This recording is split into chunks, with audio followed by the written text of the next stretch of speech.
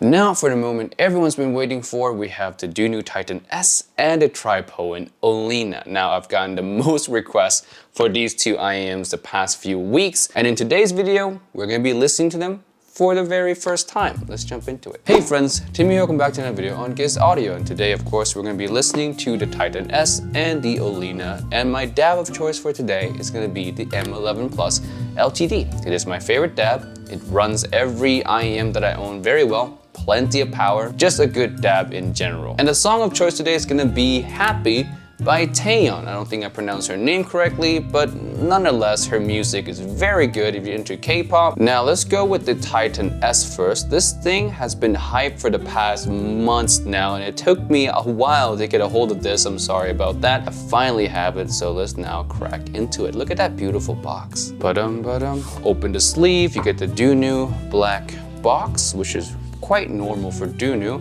And oh, I think this is a new looking case because all the other Dunu case is smaller. All right, quite a nice looking case. Inside should be the IEM. Yep, there it is. There's the Dunu Titan S and the cable. Now I would say the IEMs themselves, they look pretty nice and they feel quite well constructed. But the most important thing is how they sound. So let's listen to it.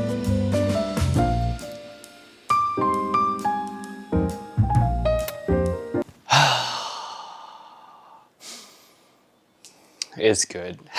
It's good. There's a few different little quirks about it that I like and some that I don't like, but overall, it lives in the same conversation, I would say, as the Moondrop Aria, as the TNT3 Plus in terms of price to performance. It is really good. $79.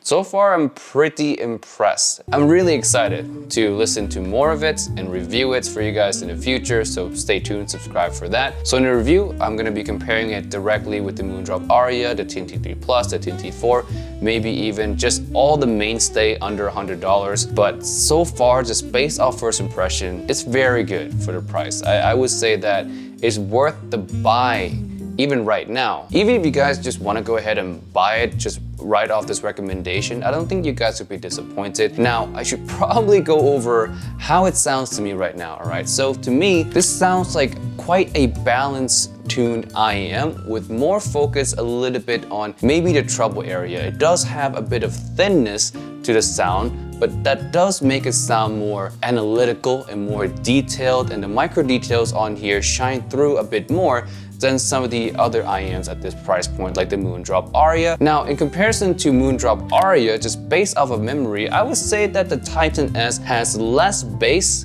than the Aria. The Aria just feels like it's more impactful in general. The Titan S comes across a slightly bit more of a natural feeling bass to mid-range transition. Now, the one thing that Titan S has over the Aria for me right now is the micro details, the treble. It has just a bit more of that clean analytical feel than the Aria. The Aria feels a bit more musical, if you will. So there's that big difference between them there. And I would even say that if you want to own both the Aria and the Titan S, I don't think you'll be disappointed owning both. They're that different, but they're both good in their own way. Again though, this is based off first impression. Take it with a grain of salt. I still have to test them A and B for the full review. But for now, that's the sound signature of the Titan S. It comes across more neutral, really nicely tuned. It has bass, so you do feel it there, but it has more of an emphasis on the top end, almost the treble, the upper mid-range maybe. It comes across again slightly bit thin, but more analytical and more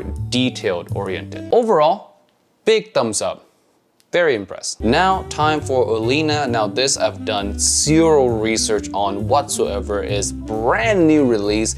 Mine just came in. Some people has just gotten theirs in as well. So the consensus so far is that a lot of people do like it. I've not seen one negative review on this product just yet. Some of my friends who I really trust also like it. So high hopes for Olina. Let's jump into the unboxing. There's the inside of the box. Nice big case, a little bit too big. I'm really not a huge fan of gigantic cases because I never use them. I have like 100 different ones in the corner right there that is just never gonna get used because it's just way too big. Inside the case, we have the cable and we have assortments of tips and assortment of replacement filters. Always nice to have replacement filters because those ooh, they get destroyed quick. Now, these IEMs look pretty nice. They have this nice dark blue, almost a navy blue color scheme to it. Very understated, professional looking IEM. Yeah, looks wise, nice, and also build wise, nice too. Let's give it a listen now.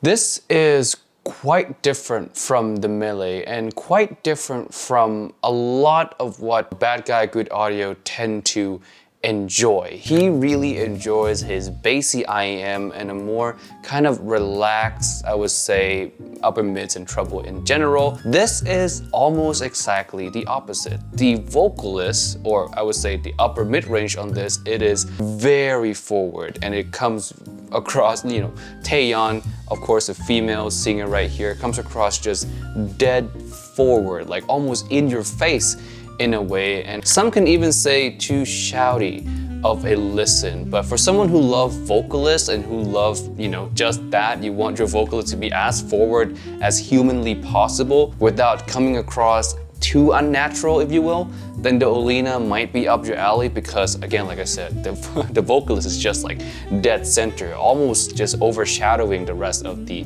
frequencies. The bass is there, you do feel it, it's present, but it's not super powerful. The treble is there, you feel it. It highlights some of the micro nuances of the song very well. Percussion comes across rather clean on this as well. The one thing for me with this IEM is that it is a very specific taste IEM. You're gonna have to enjoy upper mids that are this aggressive or that are this forward, because if you don't, this IEM is gonna come across quite shouty to you off the gate. It's gonna have the treble to try to balance that out a little bit, yes, but it doesn't have enough bass for me to counteract all that shoutiness. Now, if you love vocalists, if you love instrumentals, and you want it to be as forward as possible, then Olina is probably the most forward you can get before it starts to become too unnatural. For me, the Olina just ride that fine line of almost being too much in the upper mid-range territory. Now, with that being said, it's still relatively well tuned. I do enjoy the Titan S